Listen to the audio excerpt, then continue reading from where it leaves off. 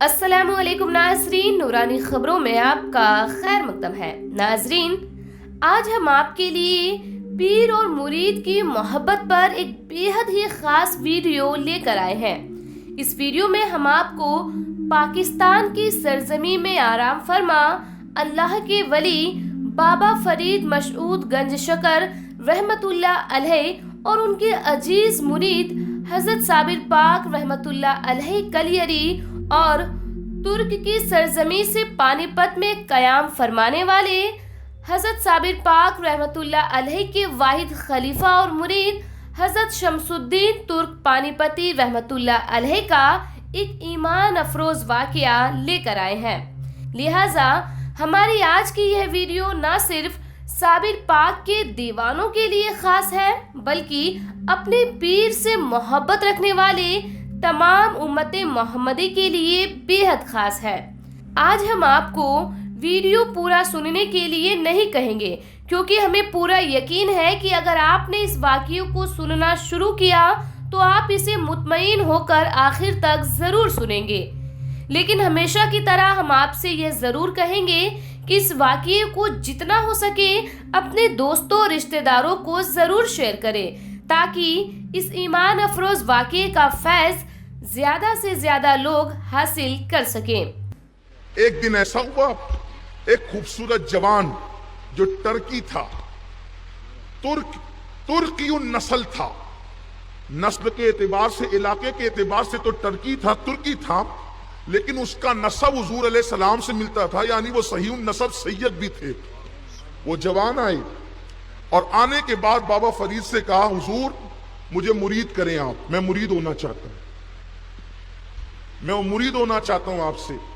हजरत बाबा फरीद ने मुरीद नहीं किया उनको, और आंख में आंसू आए तो फरमाया कि मेरा लाल साबिर कलियर में गुलर की शाख पकड़ के खड़ा है और उसको 12 साल हो गए। कौन ऐसा बंदा है जो उसको बिठा सकता है? और साबिर पाक की इतनी तारीफ की कि वो टर्की नस्ल और सही नस्ब सैयद, जिसको दुनिया हजरत सैयद शमसुद्दीन तुर्क पानीपती कहती है, अभी वो जवानी में थे। उन्होंने जब जिक्र साबिर सुना, जाहिर सी बात है जब मुझसे आप जिक्र साबिर पाक सुनते हैं तो फिर कलियर शरीफ के चक्कर लगाने लगते हैं। वहां से फोन करते हैं, साहब इस साल तकरीर सुनी थी ना, कलियर शरीफ में हूं, आपका सलाम पेश करो। और ये तकरीरें जब दुनिया भर में जाती हैं तो वहां से भी लोग पहुंचते हैं। और इसमें अपना कोई कमाल नहीं, हम तो नौकरी करते हैं, तो गुलामी करते हैं। आका की नजर हो जाए तो दुनिया भी संवर जाए और आखिरत भी संवर जाए। तो लोग वहां पहुंच रहे हैं, शौक है, ज़ौक है, और पहले से पहुंचते हैं। ये कोई तकरीरों का असर नहीं है, ये तो उनका फैजान है, वो जिसे चाहे खींच लेते हैं, जिसे चाहा दर पे बुला लिया, जिसे चाहा अपना बना लिया। ये बड़े करम के फैसले, ये बड़े नसीब की बात है। सुभान अल्लाह। तो जब हमसे आप सुनते हैं तो इतना शौक पैदा होता है। जब हजरत बख्तियार काकी के लाल फरीदुद्दीन मसूद गंज शकर ने साबिर पाक का तस्करा किया, और वो मुरीद भी कैसा, जिसकी तारीफ पीर करते करते रोने लगे। सुभान अल्लाह। पीर जिसका नाम लेकर आंखों में आंसू लाए, कहने लगे कि वो मेरा लाल जो है वो 12 साल से खड़ा है, कोई उसको बिठा सकता है? तो इस सही नस्ब सैयद टर्की और नस्ल हजरत शमसुद्दीन तुर्क पानीपती ने कहा, बाबा साहब अगर बात इतनी है तो मैं उसको बिठा सकता हूं।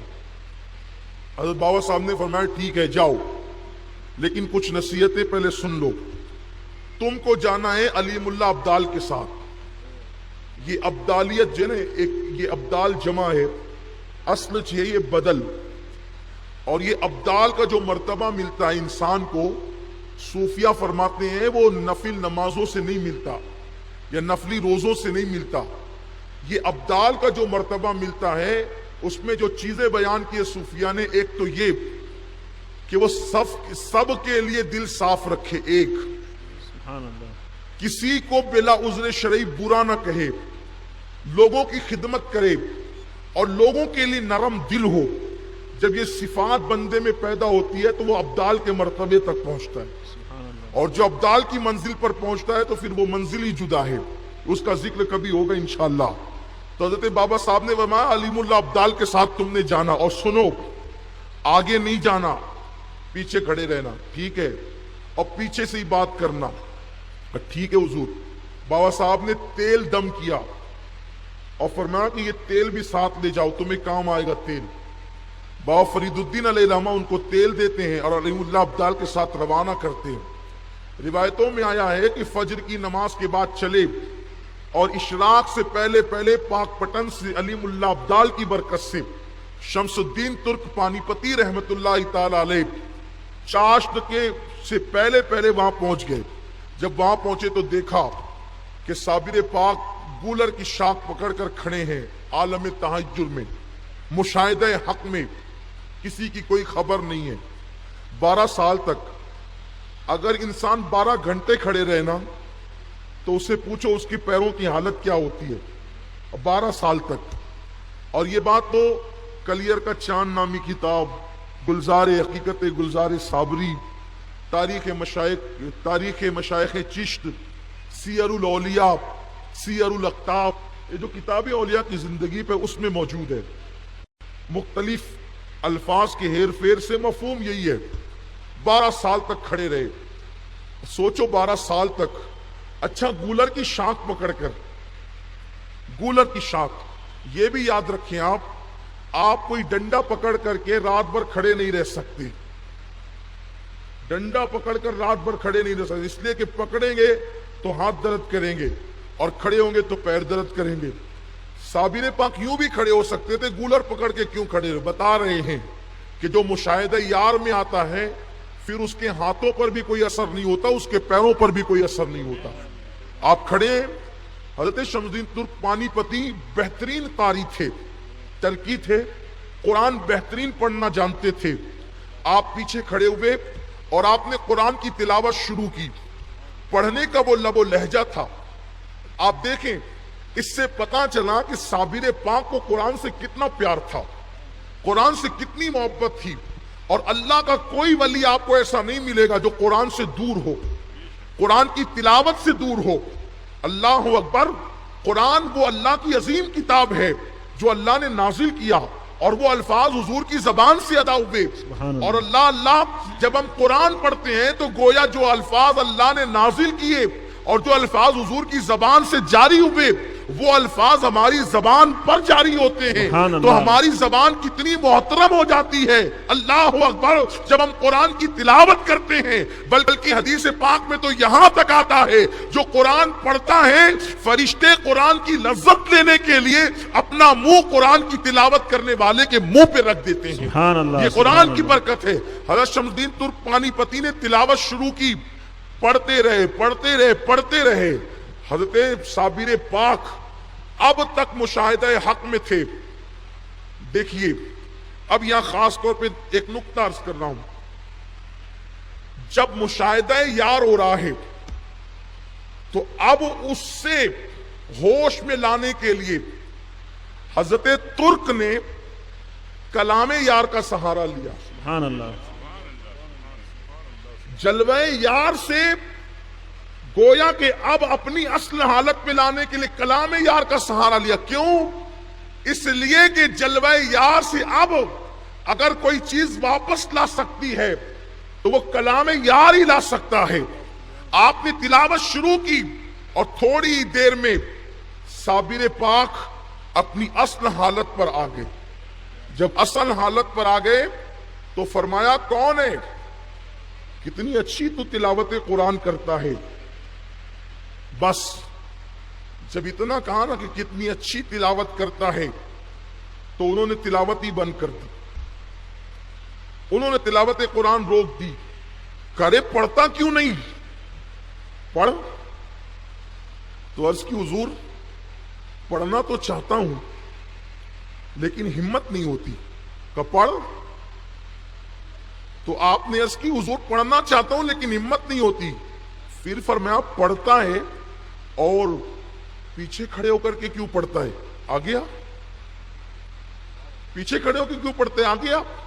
تو آپ نے تلاوت شروع کی اور جب کہا آگے آ تو آپ آگے تشریف لائے اور پھر قرآن پڑھنا شروع کیا۔ اب پڑھا تو اور لذت بڑھی، اور لذت بڑی، تھوڑی دیر پڑا پھر بند کر دیا، اس لیے کہ جب کوئی بہت پیاسا ہو اس کو ایک گھونٹ پلا کر کے پانی ہٹا لیں تو پیاس بجھتی نہیں اور بڑھ جاتی ہے۔ تپش دل تو بڑھایا ہے بجھانے نہ دیا۔ کہا وہ کیوں رک گیا؟ کہا حضور میرے اندر کھڑے رہنے کی اتنی طاقت نہیں ہے، اب میں کھڑے کھڑے نہیں پڑھ سکتا، مجھے بیٹھنا پڑے گا۔ کہا ٹھیک ہے بیٹھ جا۔ طرز کی حضور آقا کھڑا رہے غلام بیٹھ جائے، یہ کیسے ہو سکتا ہے؟ سبحان اللہ، واہ واہ، آقا کھڑا رہے واہ واہ، غلام بیٹھ جائے، یہ کیسے ہو سکتا ہے؟ یہ شمس الدین بھی کوئی معمولی ہستی نہیں ہے جس سے سلسلے صابریاں چلا ہے، اسے صابر پاک کا سلسلہ ترک پانی پتی کوئی معمولی ذات نہیں ہے۔ کہ آقا کھڑا رہے غلام بیٹھ جائے، ایسے کیسے ہو سکتا ہے؟ حضور اگر تلاوت سننا ہے آپ بھی بیٹھے میں بھی بیٹھتا ہوں۔ سبحان اللہ، جو صابر کسی سے نہیں بیٹھ سکتے تھے وہ قرآن کے نام پہ بیٹھ گئے، سبحان اللہ، سبحان اللہ، لیکن بیٹھے کیسے؟ فرمایا کہ دیکھو میں اس طرح نہیں بیٹھ سکتا، تم مجھے بٹھاؤ، تم مجھے بٹھاؤ۔ تو صوفیاء کرام نے جو بالخصوص سلسلے صابریہ کے صوفیاء ہیں انہوں نے یہ بات بیان کی ہے کہ حضرت شمس الدین ترک پانی پتی تشریف لائے پیچھے کی طرف اور حضرت صابر پاک کی پیٹھ سے اپنا سینہ لگایا اور آپ کے ہاتھوں کو پکڑا، اور چونکہ آپ جو کھڑے تھے آپ کی پیٹھ گولر کے درخت کے تنے کی طرف تھی، تو اب حضرت صابر پاک کو انہوں نے بٹھانے کے لیے اپنا سینہ صابر پاک سے لگایا، ہاتھ پکڑے اور اس کے بعد یوں دھیرے دھیرے کرتے ہوئے اس طرح بٹھایا کہ حضرت صابر پاک کی پیٹھ گولر کے درخت سے لگ گئی اور آپ بیٹھ گئے۔ پھر آپ نے تلاوت شروع کی اور جو تیل حضرت بابا فرید نے دیا تھا پیروں کی مالش کی، 12 سال سے کھڑے تھے نا، اب حضرت شمس الدین ترک پانی پتی نے پھر بند کر دیا، تلاوت پھر روک دی۔ کہا آپ کیوں روکا ہے؟ اب کر تلاوت۔ عرض کی حضور کھلے آسمان کے نیچے کب تک تلاوت کروں گا؟ کھلے آسمان کے نیچے کب تک تلاوت کروں گا؟ مجھے کوئی چھت بھی چاہیے نا تلاوت کے لیے۔ تو آپ نے کہا ٹھیک ہے، ایک جھوپڑی بنا، اور پھر اس جھوپڑی کے اندر سرکار صابر پاک خود بیٹھے اور شمس الدین ترک پانی پتی بھی بیٹھے اور پھر تلاوت سنتے تھے، اور حضرت شمس الدین ترک پانی پتی رحمت اللہ تعالی علیہ کو آپ نے مرید کیا، اور جس دن مرید کیا اس دن جو جلال صابری تھا، صابر پاک کا جلال، پھر اس میں کمی آنا شروع ہو گئی۔ حالانکہ کمی تو اسی دن سے آنا شروع ہو گئی تھی جس دن سے حضرت شمس الدین ترک پانی پتی تشریف لائے تھے۔ اب وہ زندگی معمول پر آ گئی، لیکن صابر پاک کا حکم تھا دیکھو دن کو میرے سے ملنے آنا، مجھ سے ملنے دن کو آنا، رات کو نہیں آنا، اور تم الگ رہنا رات کو اور میں الگ رہوں گا، اس لیے کہ دن کو تو شمس الدین کا ساتھ ہوتا تھا لیکن رات کو پھر وہی لی مع اللہ وقت کا صدقہ ملتا تھا۔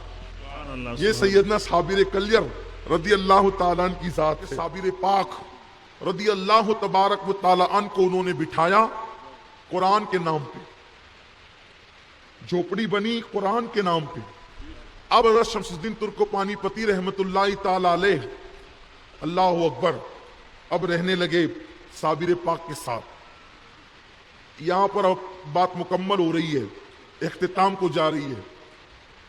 بابا صاحب نے ادھر کہا میرا صابر بیٹھ گیا، بابا فرید نے کہا میرا صابر بیٹھ گیا، زندگی معمول پر آ گئی، عبادتیں ہونے لگی، واعظ و نصیحت کا سلسلہ جاری ہو گیا۔ ناظرین ویڈیو پسند آنے پر ویڈیو کو لائک اور زیادہ سے زیادہ شیئر کریں۔ اس کے علاوہ ناظرین اگر آپ نے ابھی تک ہمارے چینل نورانی خبریں کو سبسکرائب نہیں کیا ہے تو سبسکرائب کر پاس میں لگے بیل آئیکن کو ضرور دبائیں تاکہ ہمارے چینل پر اپلوڈ ہونے والی لیٹسٹ ویڈیو کی نوٹیفیکیشن سب سے پہلے آپ کو ملے۔ خدا حافظ۔